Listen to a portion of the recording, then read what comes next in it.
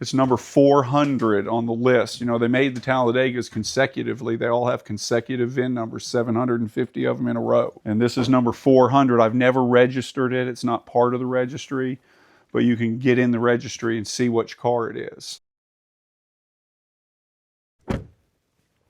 Well, hey, Chris, how are you? I'm doing fine. This is the garage then, huh? Yeah, this is my little shop out here. I spend a lot of time in Nice it. to meet you. Nice to meet Nice you. to meet you too. Wow, you got a bunch of stuff in here. I've got a few in here. I've been collecting them for a while. And so this is Chris. We're down here in Little Rock, Arkansas. And what I figured we'd do for this episode is just kind of go through all his cars and talk about some Fords that we really don't see on camera very often.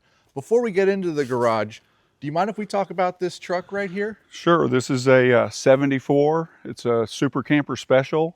It's kind of an off-breed. They made them for the American Road camper that Ford made in 1973. They were just getting started to making the campers, and then the oil embargoes of 73 came into play, and they scrapped the whole program. They burned all of the camper shells that hadn't been completely produced, and a lot of dealers got a camper, got one. It looks great. I like the wheels that you have on it. I like everything. Yeah, I like the colors too. Oh, yeah.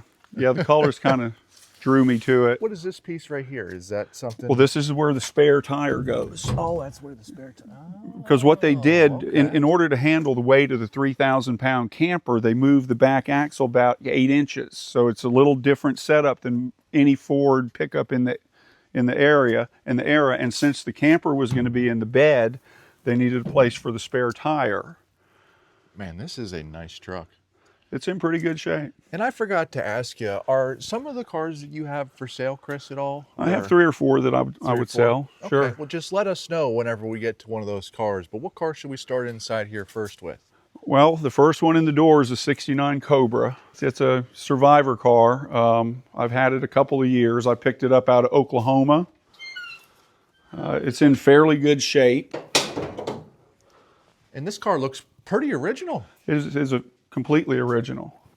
It's a 428 Cobra Jet. It's a Q code, non-ram air. And so it has air conditioning. It's an air-conditioned car, bench seat, column shift. Oh, so bench seat. Yeah, it's a bench seat, column shift. So it's not your most desirable, high-performance Cobra. But in 69, that was the only year that they called it a Cobra. It's not a Torino in 69. The VIN number is for the Cobra name itself, and it's the only year they did that. Do you mind if we take a peek at that bench seat? Sure. And I forgot, did you say this was a 4-speed or an automatic? No, this is an automatic. Automatic. It's an automatic column shift. It's a fairly original car in really good shape. Yeah, you don't find them like this very often. Yeah, they're usually owned by women. Is this one that would be for sale, or? Well, my grandson has kind of took claims to this one, so, but he's only 2.5. So, oh, wow, he's got the bug early then. Well, huh? he calls this his car. He says, "Pat, let's get in my car."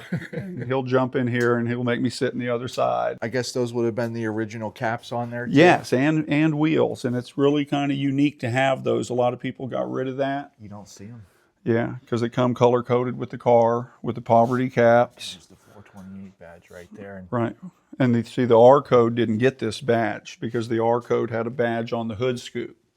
oh, so that's why I was looking at it. I was like, I don't know if I've seen that before. Yeah, but that's unique to the that Q makes perfect code. sense. Yeah. What are we looking at up here then? Well, up here is my 65 Impala.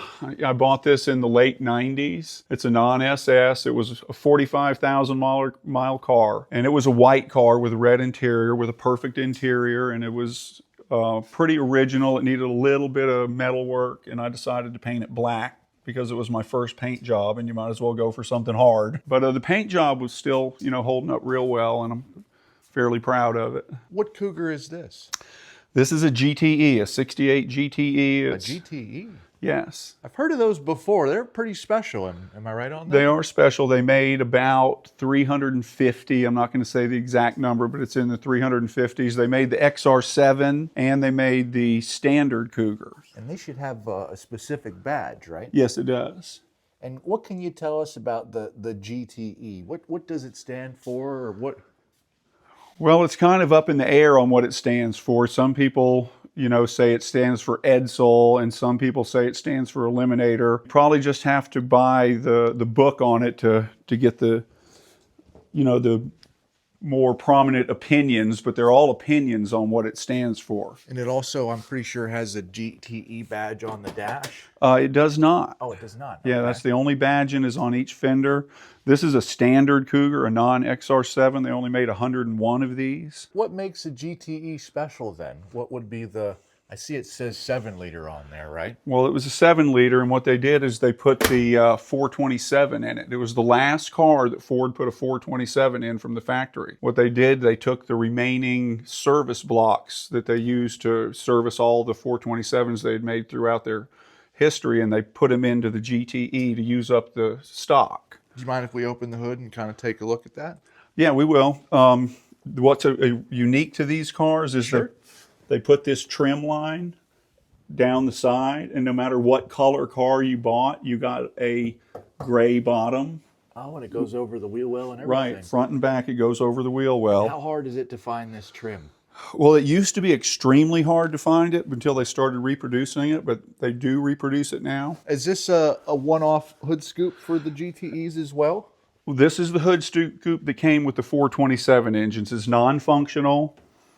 They made 34, I think, in 428 configuration, and those had a functional R code scoop similar to on the 69 that I have there. So there was a different hood scoop for this car, but you had to have the different engine.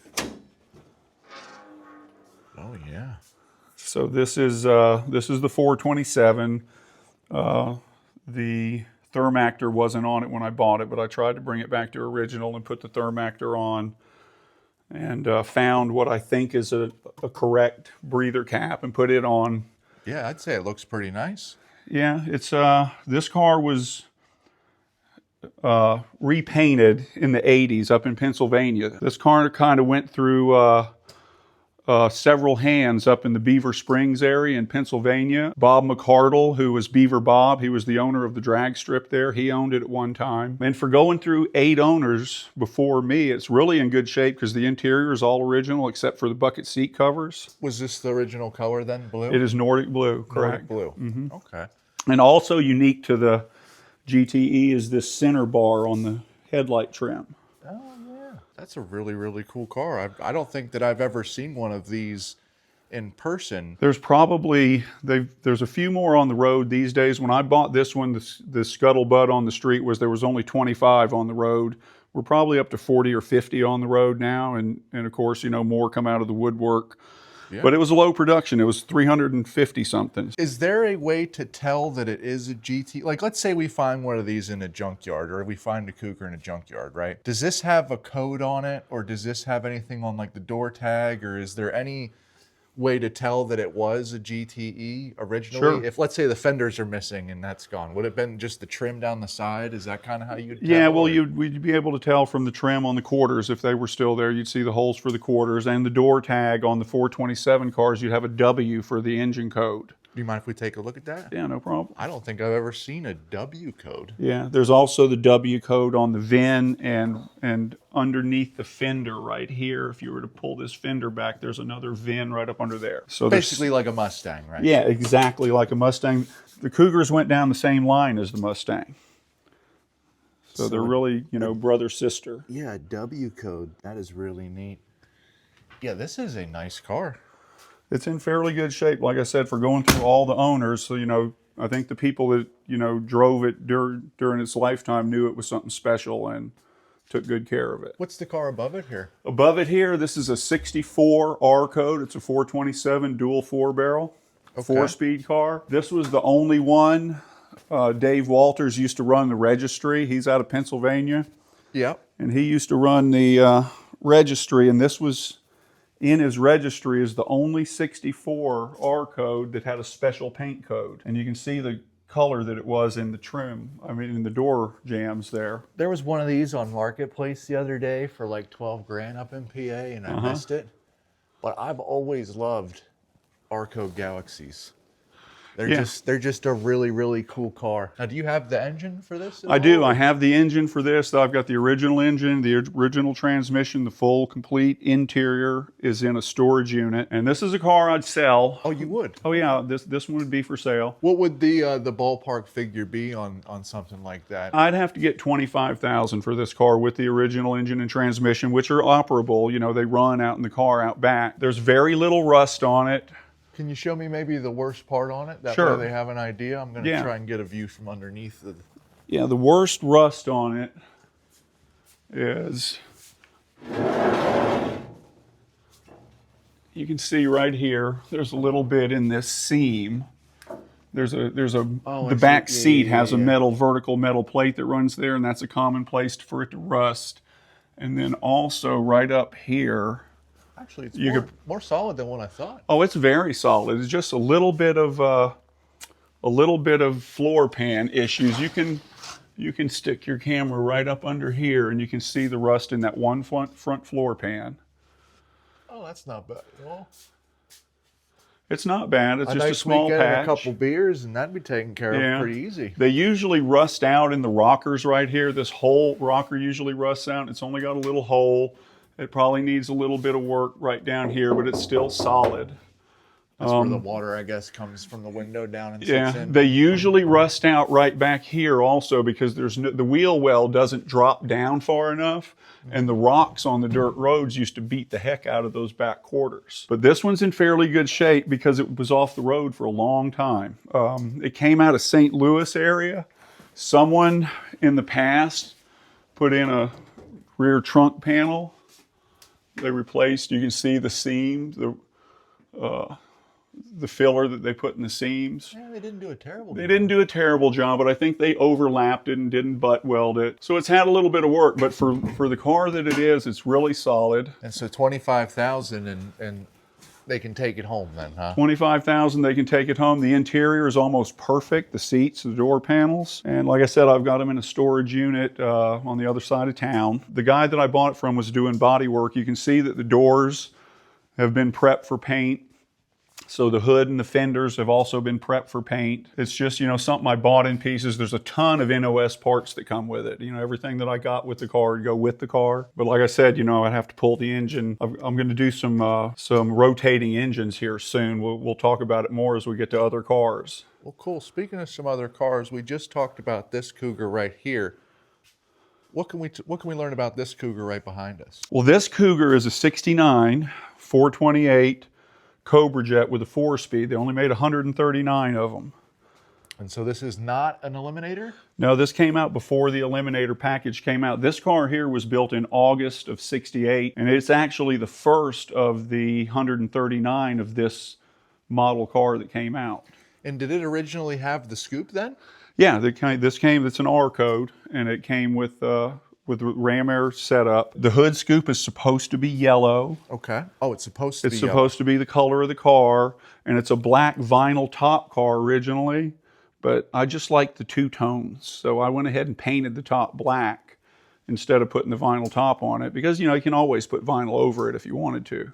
Is it a 4-speed or automatic? It is a 4-speed, and that's what makes it unique to the one of 139. Is this one for sale?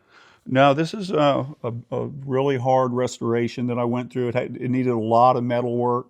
Are these leather seats? Yeah, those are leather seats that I bought from John's Classic Cougar, and it was an older couple that used to make these covers that are really beautiful, and they retired, and they're not available anymore, so I was lucky to get these. And you said this would have been an R code then? This is an R code. Okay, with the 428 Super Cobra jet in there. Yes. Huh? Yeah, we popped the hood. Did it have the hood pins also? Yes, but the hood pins are not on the Marti report. Okay. So the hood pins would have been dealer installed. Dealer installed. Yeah. We can see it doesn't have the bars like the one over here you were mentioning. Right, and the 69 Cougar was the only year that the Cougar had a horizontal grille. It's unique to the 69 only. Once you got to 70, you had a emblem that dropped down and it came in place here from the hood. So it's totally different from the 68 and the 70. Yeah, this thing's pretty nice. Yeah, I restored the whole thing. The reason I bought it, it was really rusty, but it was completely original. It was missing nothing. A lot of people thought I was nuts, but I took on a big project, and I'm pretty happy with how it turned out. Maybe you might know this or might not. On the Mustang that I have, this bracket right here indicates that would be a big block card. Is that the way it works for a Cougar as well? It is. Okay, so pretty much they're basically the exact same in the engine compartment. And if you want to look back over here, a lot of people have questioned this car because it doesn't have that.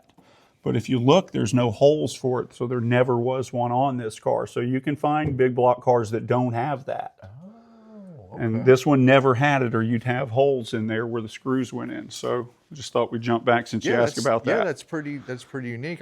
That's why we're here, because I don't find rare Cougars very often, and in the last week or two we've stumbled across a couple of them, and I feel like these cars kind of round out the pack here. Is there anything else specific on this car that would be for the 428 Cobra jet, or? Well, no, it's just the only other thing is this emblem for the XR7, which all XR7s got that, so it's not unique to the 428. And there's the only badging for the 428's the hood stripe. There was nothing on the side of the car like the Cobra over there. But if you bought this in a Q code now, I'm pretty sure that it would get the 428 emblem. I think it was right here on the side. If it was a Q code, but this is an R code, so you distinguish it from the sticker and the functional hood scoop. And the reason I'm into Cougars, my first car when I was in high school was a Nordic Blue 68 Cougar. Just like that one.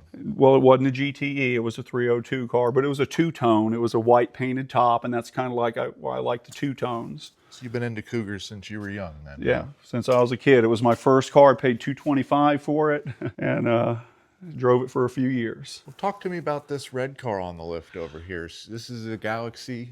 It is a country sedan. Country sedan, okay. Yeah. It's same thing, but basically the wagon version, right? Right, it's a wagon version. That's an X code in the VIN, which makes it a 352. It's a 3-speed on the tree, but it's kind of unique. It's got a 350 positive traction rear end. It doesn't have the 9-passenger seat in the back, so someone probably used it for some kind of delivery. Is this for sale, or? Yes, I'd sell that car. Okay, and what's the price on this? I'd have to get about $6,500 for it.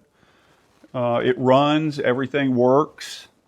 It does have a little rust in the floorboard. It's just in the bottom of the floor pans. Luckily, the back area where you can't find any metal, there's no rust in the back.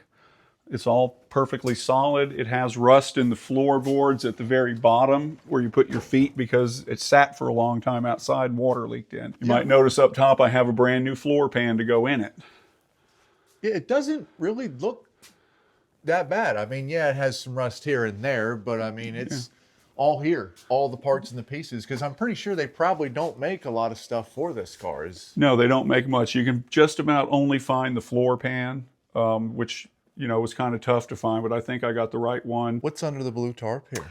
This is a 63 fastback Falcon. I bought this car with a 427 single overhead cam in it. Oh, so it had a camera engine. That's a camera car. Do you mind if we take the tarp off? Yeah, no problem. Take it back a little bit? Yeah, the car was completely restored by an older man in St. Louis. And he never... Oh, you're taking it off. Okay. Yeah, let's just take it all the way off. Because I've got a second cover under there. I was going to say, you got this thing wrapped up pretty good. Well, I have cats. Oh, okay. And if you have cats, you have to double cover everything. The car originally was set up for a 428 and someone drag raced it. There was an old man in St. Louis who bought the car and had a Holman Moody camera that he picked up when they were selling out their inventory. So he painted the car, he put a new interior in it. It's a little bit dated, but it's brand new.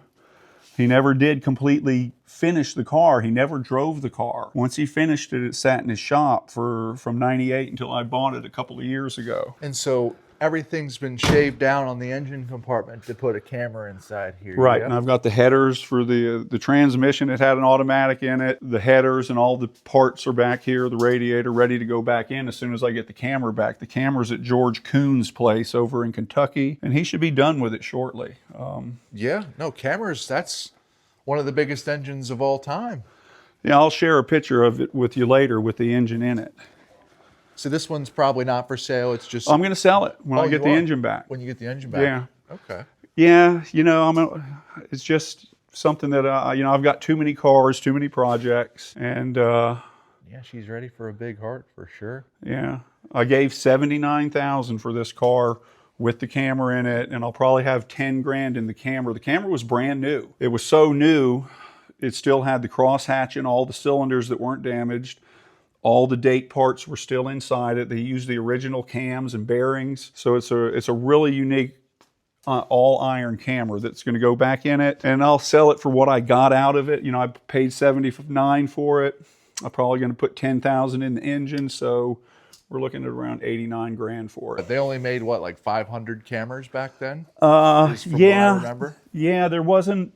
This was a real late one too. The number on my camera is 514. Oh, 514. 514, and it was a very late build according to the guy, George Kuhn, who's building it right now. So I look to have it back. I look for him to call me. We're talking about him, so I'll probably get a call any day. Last time I talked to him, the bottom end was done. He was doing some work on the heads and just finishing putting it together. I don't think I know what kind of car this one is right here. This is a big Mercury. It's it kind of almost looks like a Comet, the way that the 64 Comet. What year is this? This is a 1966. 66. It's a Mercury Park Lane. It's a convertible, and it's a DSO 84 car. It came out of Detroit. It's highly optioned. This is actually, when you park it next to this station wagon, when you park it back bumper to back bumper, this is about 18 inches longer than that station wagon. For a two-door car. For a two-door car. It's a lot of car here.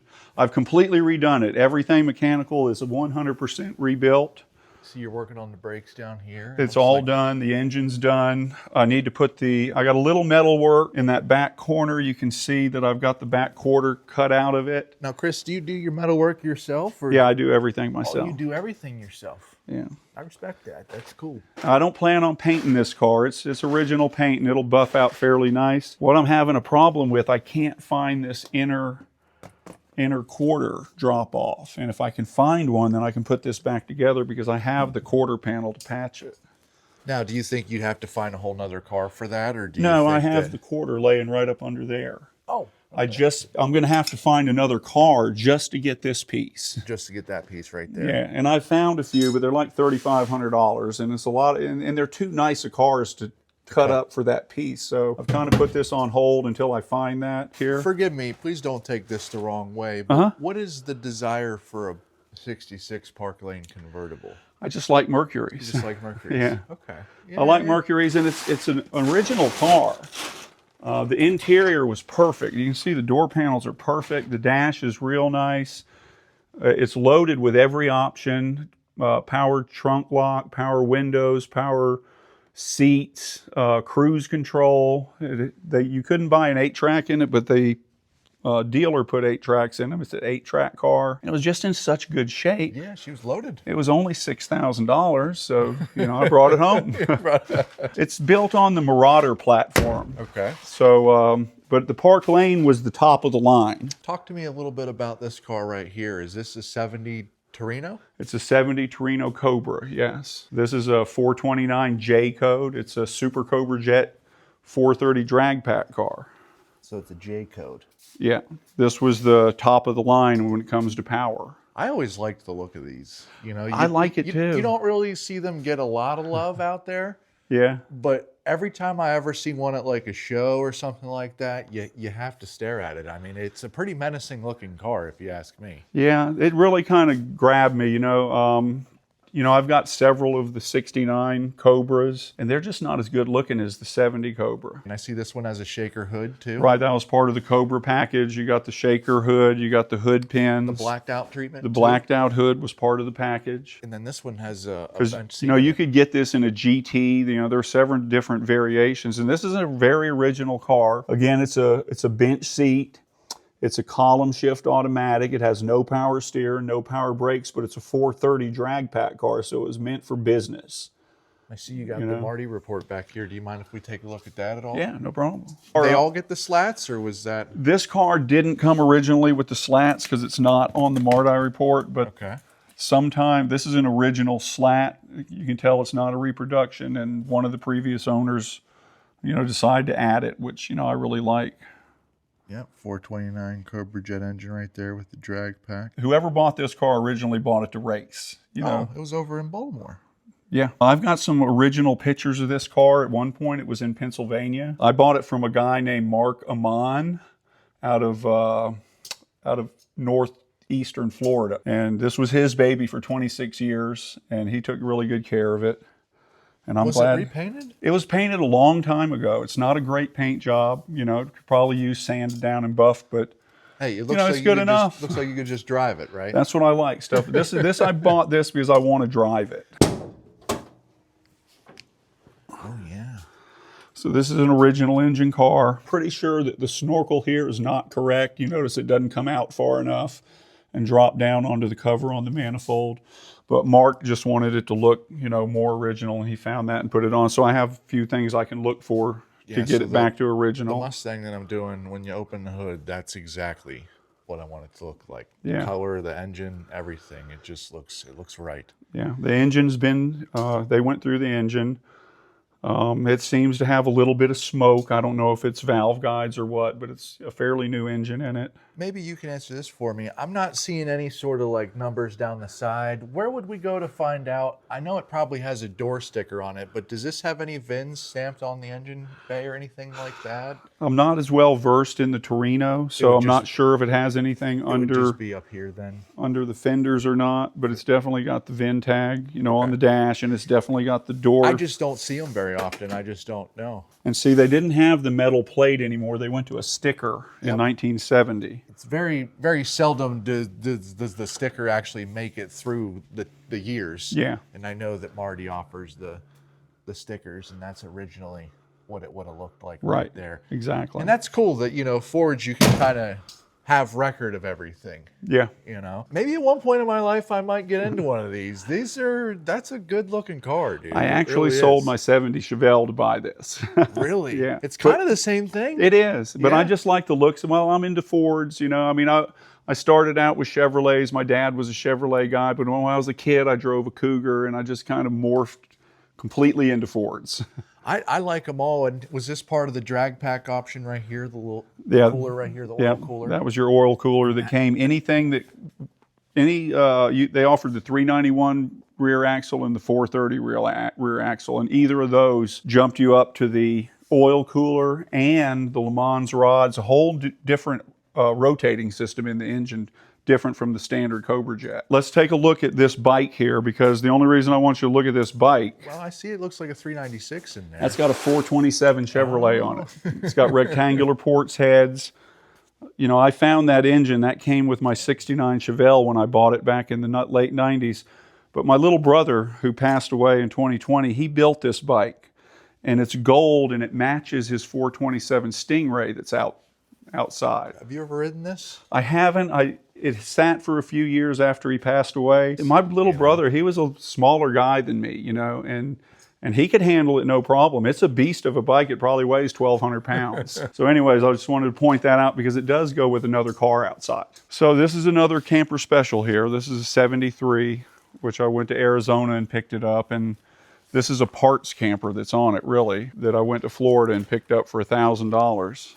And how many of these did they make? They only made 850 of them. There's very few left. Like I said before, when the oil embargo came out in '73 and they scrapped their whole camper program, they just burned everything except for the few campers that were already built. And speaking of your brother, you showed us the motorcycle inside there.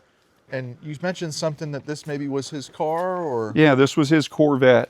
He had the gold Corvette that he built the bike to match. He wanted the 427, the Boss Hoss. The Boss Hoss motorcycles came with a 502 on them, but he wanted to put a 427 on it, so he custom built one and had him build him a bike with the 427 to match his car. And my little brother, he was a big engine and little cars. From when we were kids in high school, he took a Datsun pickup truck and put a 302 in it. So, he's always been big engine, little car. You know, he lived in Florida and let this thing sit outside for 20 years. He drove it, but he never garaged it. So, you know, it kind of got, you know, a little weathered. But it's something, you know, I mean, he passed away and, you know, we're going to keep all his stuff. For sure. Try to pass it down to people in the family. You know, we've got young boys coming up. You know, maybe someone will have some interest in it. Does this have the engine in it? Yes, it runs. Oh, it does run. Yeah, it's a running car. I haven't started it in a while. It was originally a 394 barrel car, but he turned it into a 435 horse. Yeah. He changed the console inside of it. He did a good job. Yeah, but I want to take it back to the 4 barrel. Okay. You know, it's just easier to drive. It's non-power steering, and you know, 16,000 of these were made without power steering. I think there were more without power steering than with power steering, and it's just a beast to drive. That's interesting. You're going to change it back, because I would think that most people would want to change it to this. Yeah, but I'm just looking at streetability, and I think someone would trade me straight up an intake and carburetors, you know. Oh, I think they would too, for sure. But it's a 4-speed car. It's a convertible. It's got the removable hardtop. Yep. We can finish uncovering it if you want to. No, it's okay. I know we have another car we're going to go take a look at. Yeah. You have this thing pretty sealed up pretty good. Yeah, I just like it's outside, so I like to keep it out of the weather the best I can. Well, it is fiberglass. Yeah, You know? but it was his baby, and It was a good one to have for sure. yeah, And so you were saying, Chris, that your Talladega is a project car. Is that right? it is. It's a project. It's fairly original. It's really rough inside, but it's, you know, fairly rust free. So I keep it in here because it's out of the way. And we looked at the original engine and transmission earlier.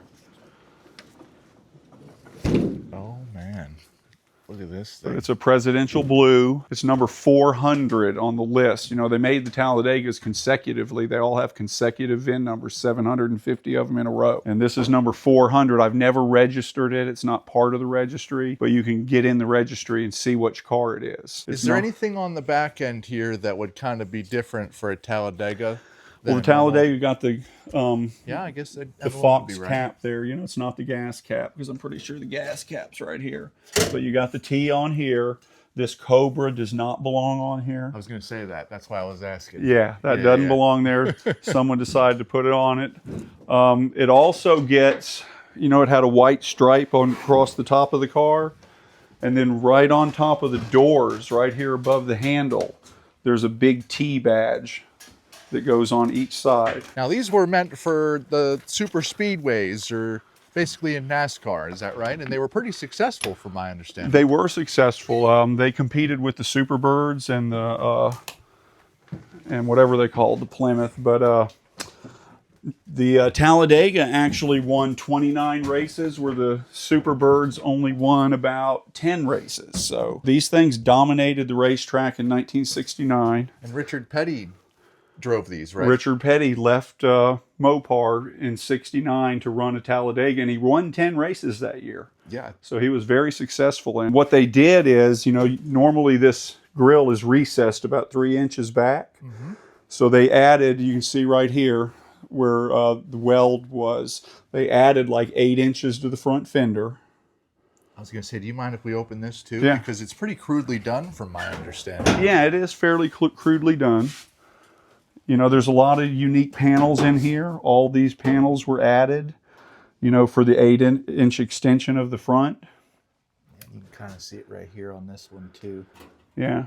And what they did, they tapered the front of the fenders in. They kind of rolled them in for an aerodynamic look, and they dropped the front down a little bit more for aerodynamics. Now, do you have an engine for this? Or? Yeah, we looked at it in the shop. Oh, that's right. That's right. The one The before. original engine Yep. and transmission are in the shop for this. They're rebuilt. A little bit of a crude rebuild, you know. As a matter of fact, I bought the car without the engine and transmission.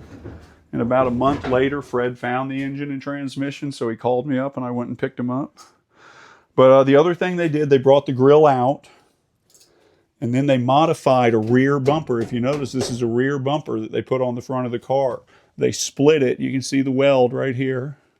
They split it and narrowed it, and it acts as an air dam. And that was kind of the aero package. Narrower front end, you know, narrower contours on the front of the hood and a big air dam to keep the air coming around the car, you know, and air coming over the car. The interior is a little bit rough. It's all there though. You know, they all came bench seat, AM radio. They're all bent exactly the same. They were not anything, you know, real impressive. They were just made so that they could race them. You know, they had to make so many of them. Well, so it's a unique car, and I'd sell it. This is something I'd sell. Oh, you would? Yeah. Okay. Yeah. I don't think I've ever come across the Talladega Project car. What would the number be on that? Well, I'd like to get 25 for it, like it sets, but it does have the original VIN stamped engine and transmission that come with it, and both of those have been rebuilt. How are the floors in this? They're solid. There's no rust in the floors. They're solid? Solid, yeah. It's a solid car. I don't think that seems like a bad price. No, I don't think it is either. It's a great car. I just don't have that many more restorations in me. Well, Chris, I just wanted to go ahead and say thank you. Well, you're quite welcome. For letting me stop by and kind of take a look at all of the cars that you have. If they're interested in any of the vehicles, can we just put your phone number in the description? They can give you a call? Yeah. Yeah, you can put my phone number and my email in there. Anyone's welcome to contact me. Cool. I'm home most of the time. All you got to do is make it out to West Little Rock, and I'm here. And I appreciate you coming out. Oh, yeah, no problem. Yeah. Beautiful, beautiful area and beautiful house, too. Well, thank you. Yeah. Well, if you guys found value in this video, go ahead and give us a thumbs up on the channel. It does help the video reach more people. Or if you guys want to subscribe, please consider doing that as well. Again, my name is Parker with Backyard Barn Finds, and you guys have a great day.